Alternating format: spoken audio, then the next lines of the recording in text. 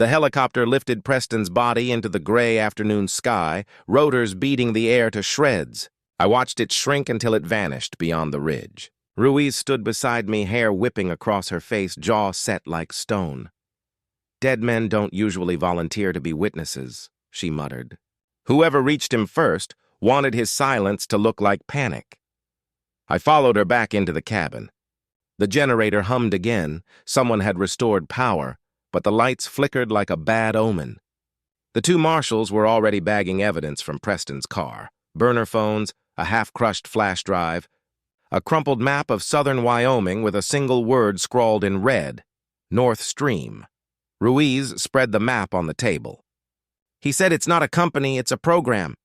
Could be military, intelligence, energy. The name's too clean to trace." I remembered the contracts buried on Dean's drives. "Northstream Energy Partners," I said. That was the signature under Roth Jr.'s file. "Maybe it's a front for something deeper." She nodded slowly. Energy, land acquisition, federal funding, all perfect covers for moving money or people. Lydia arrived an hour later, escorted by 2 agents. The moment she saw the body bag being loaded into a van, her face drained. "Please tell me that's not Hastings." Ruiz's silence was answer enough. Inside, Lydia took the chair opposite me. "We always thought the goal was profit," she said. "Maybe it was infrastructure, or cover-up," I replied. "You can build anything under the label of energy development, even disappear people." The thought hung in the air. Ruiz finally broke it. "We'll take this to D.C. The Bureau has a cyber intel unit that can decrypt the rest of Dean's data. Until then, you two stay under protection." She left with the evidence and half the agents. That night, the cabin felt too large, too quiet. Lydia and I ate instant noodles by lantern light. Outside, wind dragged across the pines like breath. "You ever think about quitting?" I asked.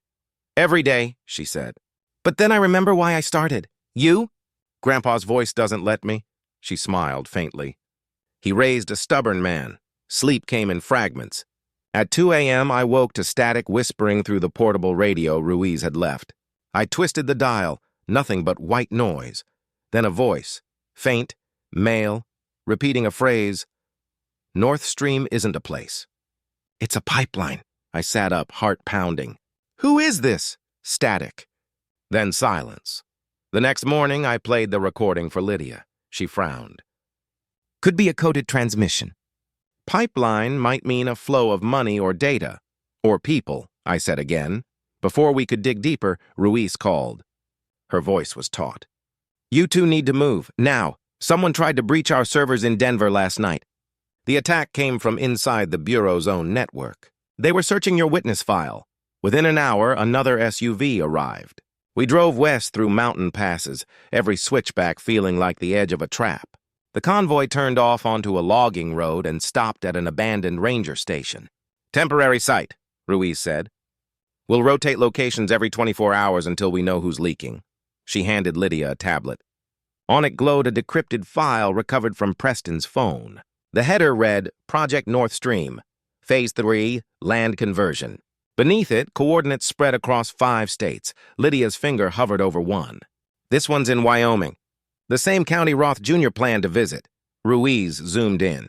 The satellite image showed barren desert, except for a fenced compound and a long pipeline running nowhere. "No listed permits," she said. "No utility easements. But the funding trail points to a Defense Department contractor." My throat went dry. "So the program's federal?" "Either federal or pretending to be." She looked up. "We need eyes on that site. Officially, we can't move yet. Unofficially." "I'll go," I said before she finished. Lydia snapped. "Absolutely not. You're the plaintiff, not an undercover operative." "Maybe not," I said, "but I know how to read land plans, remember? If they're hiding something under that desert, I'll recognize it faster than any agent." Ruiz hesitated, then sighed. "You'll go with a team. Nothing solo." That evening, we drove toward Wyoming under cloud-heavy skies. Ruiz took point. 2 agents followed in a second vehicle. I rode with Lydia. The road cut through empty ranch land. Telephone poles like crucifixes marching into the dusk. "Whatever's out there," she said quietly. "This stopped being about property a long time ago." "I know," I said. "But it started with it. Maybe ending it means reclaiming more than land." We reached the perimeter near midnight. Floodlights blinked in the distance, carving cones of light through the dust. Ruiz parked behind a ridge. We hiked from here. We moved single file through sagebrush and wind. The hum of generators grew louder. When we crested the rise, the compound came into view. Chain-link fence, 3 prefabricated buildings, and a half-mile stretch of pipeline disappearing underground. No company logo, no guards visible, just the eerie glow of security lights. Ruiz handed me binoculars. "See anything?" I adjusted the focus. On one of the trailers, a stencil, NS3 TWAR's Personnel Processing Unit. My stomach turned. Processing what? A shout cracked the air. "Hands up!" And searchlights snapped on. Ruiz cursed. "They've got motion sensors!" We dove behind rocks as a patrol truck tore down the hill, headlights slicing the dark. Bullets chewed the dirt near my boots. Lydia screamed my name. I grabbed her arm, dragged her toward the drainage culvert. Ruiz returned fire, precise bursts that sent the truck skidding to a stop. "Move!" she yelled. We sprinted through the ditch until the gunfire faded. My lungs burned. Behind us, alarms wailed across the desert. When we finally stopped, Ruiz checked her radio. Dead. "They're jamming comms," she said. We head for the state line. We stumbled through miles of scrub until the horizon paled. At dawn, smoke curled from the direction of the compound, controlled demolition, erasing evidence. Ruiz stared at it, breathing hard. "They knew we were coming. Someone fed them the op." Lydia looked at me. "If Northstream's real purpose is human transfer, workers, prisoners, test subjects, whatever, it's gone now." "No," I said, watching the plume rise like a black flag. "It just moved somewhere else." We reached the state line just after sunrise, covered in dust and silence. Ruiz kept her weapon drawn until she saw the green "Welcome to Colorado" sign, then finally let her arm drop. "We're ghosts now," she said. "No comms, no backup until we find a clean channel." We ditched the vehicles in a truck stop lot and took a rented van south. Lydia rode shotgun, clutching the hard drive case to her chest like it was oxygen. Ruiz sat behind me, headset unplugged, eyes scanning every mirror. None of us spoke until the highway curved along the river and the signal bars on her phone finally blinked alive. "Safe House Delta," she said into the line. "Code 5. Pause. No response. Another pause. They wiped the line. We're on our own. We ended up at an old service motel near Cannon City. The air conditioning wheezed and the curtains smelled of mildew. But there were locks on both doors and no electronic key cards. Perfect. Ruiz set up a laptop with an offline server while Lydia spread the remaining printouts across the bed. "What exactly are we looking for?" I asked. "Patterns," Lydia said. Northstream wasn't just a name, it was a sequence. Phase 3 meant there were earlier phases. Maybe we can find them. Ruiz was already digging through the metadata Dean had buried. She traced routing numbers, timestamp clusters, internal email headers that pointed toward a single domain, nsops.mil.gov. "Military?" I whispered. "Maybe," Ruiz said. "Could be a spoof. But if it's genuine?" Northstream is or was a defense program. Lydia pulled up a file tagged proposal.docx. The first paragraph made my skin crawl. Objective: establish self-sustaining domestic infrastructure for containment and relocation of non-compliant civilian populations in crisis zones. Ruiz read aloud the next line under her breath. "Prototype facilities disguised as residential developments. Ridgeway Estates." My hands went cold. They weren't just stealing land. They were testing logistics, how fast you can build, house, and move people without anyone noticing. Lydia turned the page. "Look at the authors, Preston Hastings, Alan Roth Jr., and—" She stopped. "Deputy Undersecretary Malcolm Rudd, Department of Defense." Ruiz sat back hard. Rudd retired 2 years ago. Sits on 3 corporate boards now, including Viridian Holdings. The room felt smaller, the air heavier. Lydia closed the file. So Northstream started as a government contingency project, then mutated into a private machine for profit and control, which means, Ruiz said quietly, someone in Washington still wants it buried. We worked through the day, piecing together a timeline. Phase Y dated back 8 years, test builds on decommissioned military land in Nevada. Phase 2 involved civilian integration trials using contracted security firms, Stonepath among them. Ridgeway had been Phase 3, a proof of concept for urban deployment. By nightfall, our motel room looked like a conspiracy theorist's wall. Maps, arrows, screenshots pinned with duct tape. Ruiz found an access token buried in the data, an encrypted login credential for an archived Northstream server. "If the domain's still live," she said, "we can prove everything." She connected through a VPN, fingers moving like music. The laptop screen flickered, lines of code spilling down. Then the header appeared. Northstream Operations Portal, user RUDAM authorized. We held our breath as Ruiz navigated. Each folder was worse than the last. Progress reports, lists of relocation candidates, procurement logs for biometric scanners and modular housing units. And finally, a section labeled Evaluation Footage. Ruiz clicked one file. Grainy video filled the screen. Construction crews, bulldozers, aerial shots of developments identical to Ridgeway, except fenced. A timestamp in the corner read 2021-07-14, Camp Eagle, NV. A caption beneath, Containment Rehearsal Complete. Civil response minimal. Lydia covered her mouth. My God. Ruiz closed the window fast. "If half of this leaks, it'll explode across every agency in the country." "Then leak it," I said. "Get it out," she shook her head. "Without chain of custody proof, it's conspiracy theory. We need physical verification, coordinates, personnel, something tangible." Lydia pointed at the screen. "There's GPS data embedded in that video." "Camp Eagle. That's real desert." Ruiz exhaled. "Then that's where we go next." We packed before dawn. While Lydia checked out under a fake name, I watched two black sedans cruise slowly past the motel entrance. They didn't stop, but the message was clear. The hunters still had our scent. On the drive west, Ruiz briefed us. "We'll reach Camp Eagle by nightfall. No phone signals, no transmissions. If the place is active, we get visuals and leave. Nothing heroic." "Define heroic," I said. "Anything that gets you killed." We crossed into Nevada under a bruised sky. The desert opened wide and empty, the road a thin scar across red earth. I felt small, temporary, like a ghost moving through someone else's dream.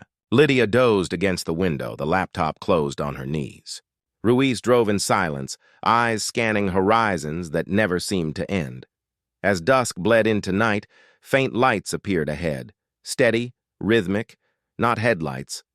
Towers, maybe, or beacons. The GPS coordinates matched exactly.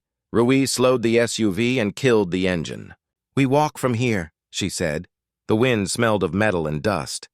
We moved through the dark until the outline of the compound rose out of the desert. High fencing, floodlights, and rows of prefab buildings half buried in sand. Somewhere beyond them, a pipeline disappeared under the ground. The same design I'd seen at Ridgeway, Ruiz whispered, "Welcome to Camp Eagle." Through binoculars, I could see movement, figures in work coveralls, moving in pairs, silent and mechanical. Not soldiers, not quite civilians, something in between. Lydia recorded short bursts of video on a handheld camera, keeping low behind the ridge.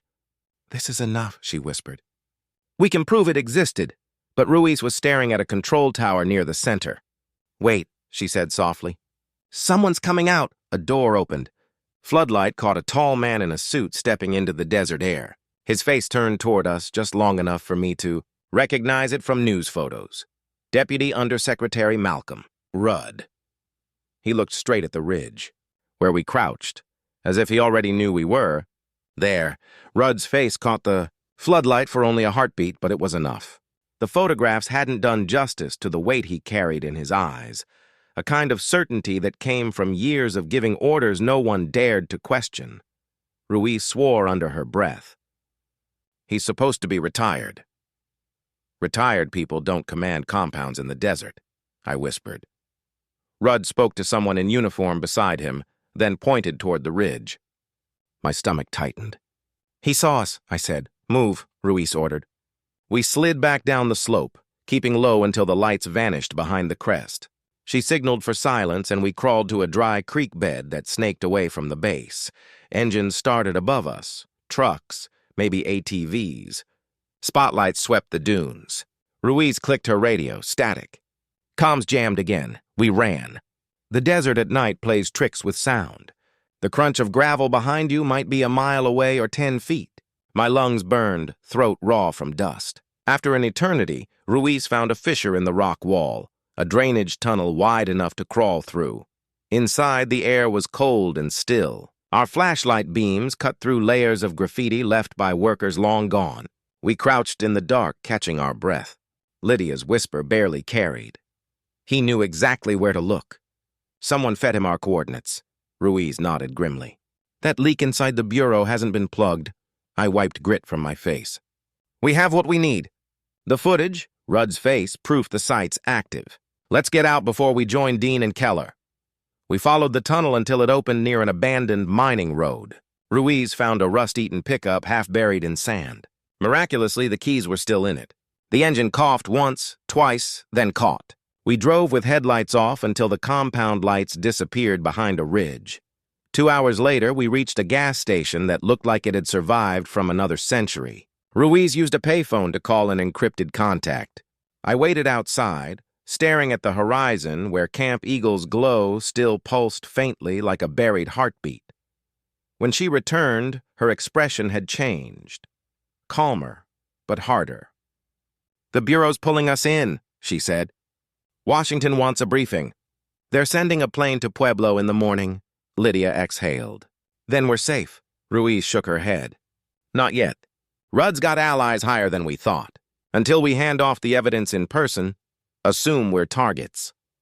We drove through the night to Colorado. At dawn, the mountains rose out of the haze like sleeping giants. I kept thinking of the fenced buildings, the silent workers, Rudd's unflinching stare.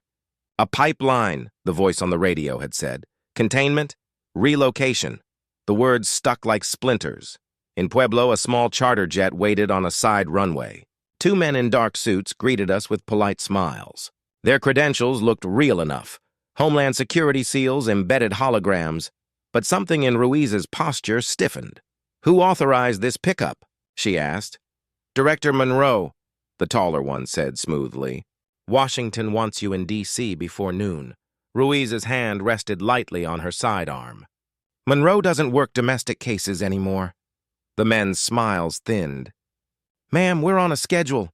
For a second, the world froze. The wind, the distant hum of turbines, even the sunlight. Then Ruiz drew her weapon. "Step back from the plane." The men moved simultaneously, reaching inside their jackets. Gunfire shattered the morning calm. I hit the tarmac, ears ringing. Lydia screamed. Ruiz fired twice. 1 man dropped. The other fled behind the landing gear. More shots. The smell of cordite filled the air. Ruiz crawled to me, blood streaking her sleeve. "Run!" she hissed.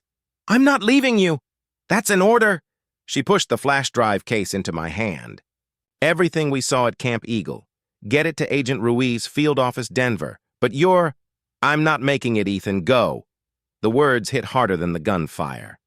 I grabbed Lydia and we sprinted across the tarmac toward a maintenance shed. Behind us, the jet's engines roared to life, automatic systems maybe, or someone trying to flee. A moment later, an explosion tore through the fuselage, a bloom of orange against the pale sky. The shockwave knocked us to the ground. Shrapnel rained like hail. When I looked back, the plane was a burning skeleton.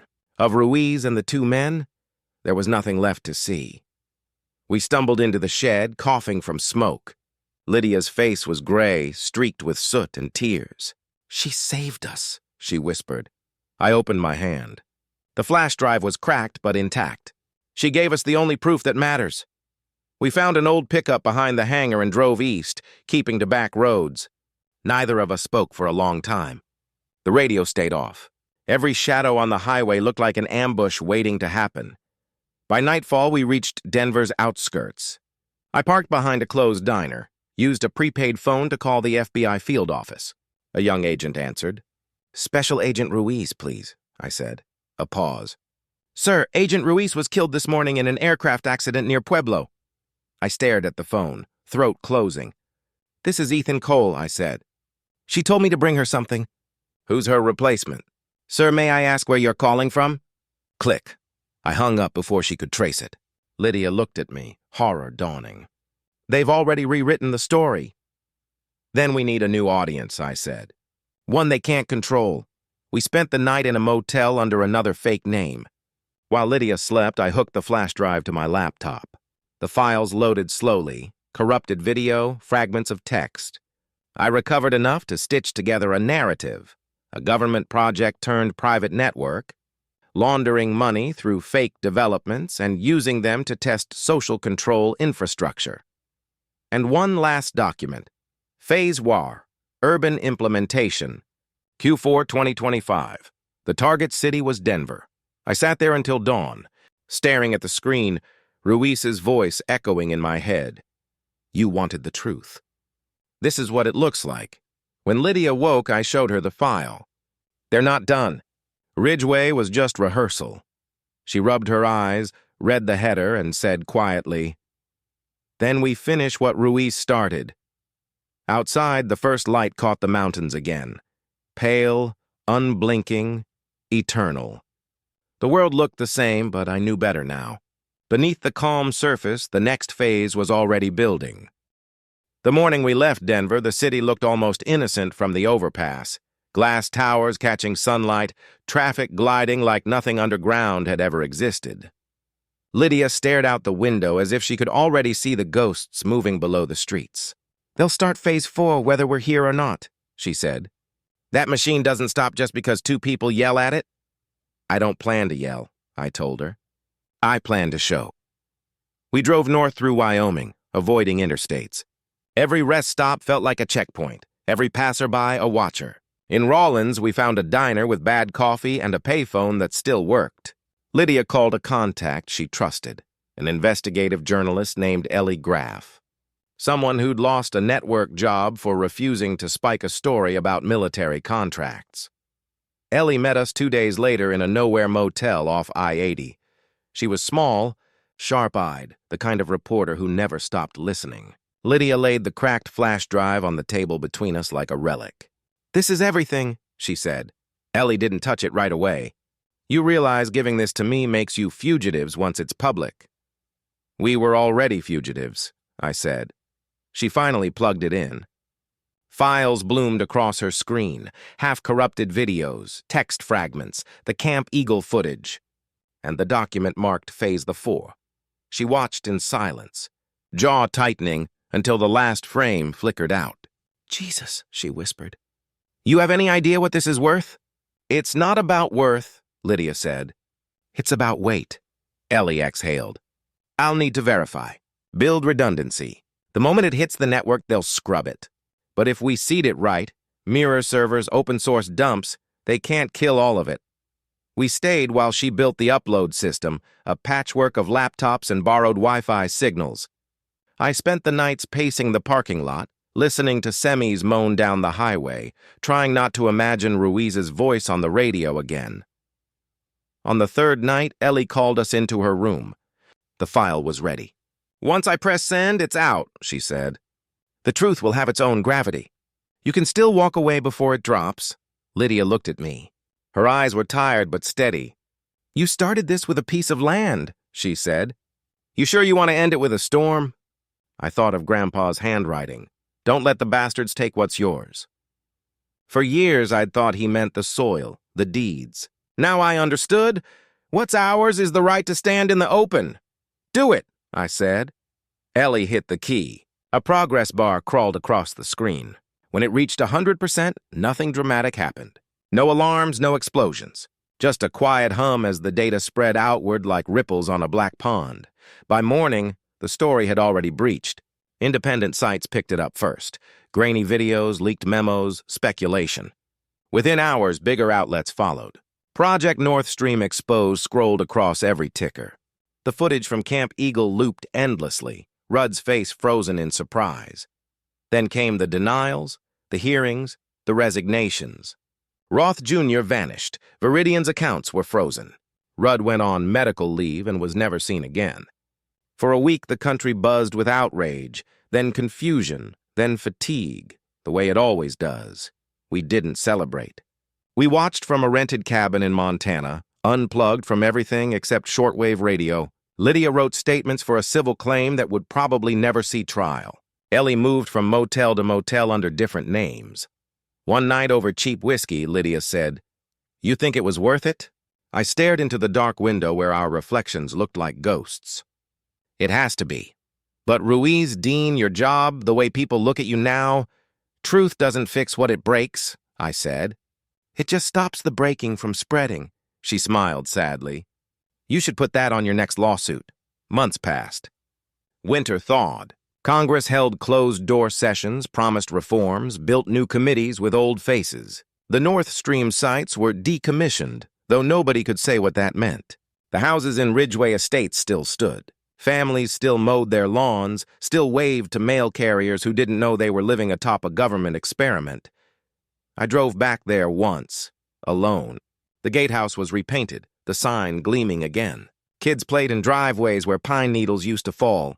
I parked on the shoulder, watched the sunlight crawl across roofs that had once been crimes, and felt something I couldn't name, grief maybe, but cleaner than anger. Grandpa's cabin foundation was gone, buried under asphalt. I knelt and pressed my palm to the ground anyway. "It's over," I whispered. At least for me. A car slowed behind me, a minivan. A woman leaned out the window. "You okay, sir?" I nodded. "Just visiting old ground." She smiled politely and drove on. That night I mailed Ellie a small envelope, the last copy of the deed, folded around a note. "For the record," it said. "So people remember it started with a man who just wanted his forest back. I don't know where she'll publish it. Maybe nowhere. Maybe that's fine. Some stories need to fade before they can settle into history." Lydia left for Seattle soon after, offered a teaching position in ethics law. "We still talk sometimes, coded messages through encrypted mail." She signs every note with one word: breathe. I bought a small plot near the Wyoming line, just enough space for a cabin and a few trees. Every spring I plant another pine. They grow slow, stubborn, reaching for light that sometimes feels too thin. When the wind moves through them, I hear voices: Ruiz, Dean, Grandpa, people who stood their ground even when the world shifted beneath them. The news eventually forgot our names. Maybe that's how it should be. The truth we let loose doesn't belong to us anymore. It drifts wherever someone's willing to listen. And on quiet nights, when the stars settle low over the mountains, I imagine the sound of construction again, not bulldozers this time, but new beginnings hammering their way into the earth. Maybe that's what survival really is, learning to build something honest on the ruins of what they tried to hide.